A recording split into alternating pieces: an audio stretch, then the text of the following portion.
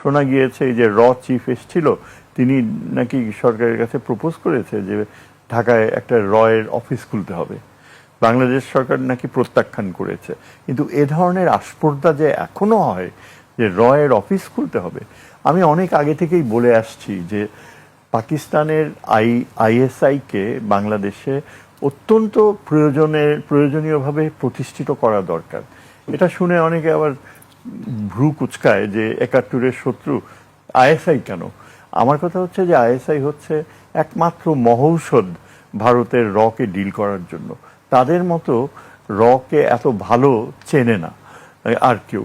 পাকিস্তানের সহযোগিতা আমাদের অত্যন্ত জরুরি, কেননা এখানে ভারতীয় এই যে গোয়েন্দা চক্র, এদেরকে সরানো আর প্লাস ভারতের দিল্লিতে একটা শক এফেক্ট আনা, যে তারা হতভম্ব হয়ে যায়। একবার আইএসআই প্রধান নাকি বাংলাদেশে এসেছিল, তখন কি বিরাট হইচই শুরু করছে ইন্ডিয়া যে কিভাবে ঢাকায় আসতে পারে, কেন আসতে পারে। এটা এই যে মানসিকতা, তারা যে বাংলাদেশকে একটা রাজ্যর মতো মনে করে, যে চিফ মিনিস্টার, এই বিশাল চিন্তাধারাটা হয়েছে হাসিনার সময়ের কারণে। সো আমার প্রথম বিয়ে হচ্ছে যে পাকিস্তানের সাথে আমাদের একটা বিশেষ সম্পর্ক গড়ে তোলা হয়েছে ইয়ের সময়, আপনার ইউনূস সাহেবের সময়, এবং এটা কন্টিনিউ করছিল। এবং এটার এই ধারাবাহিকতা যেন বন্ধ না হয়।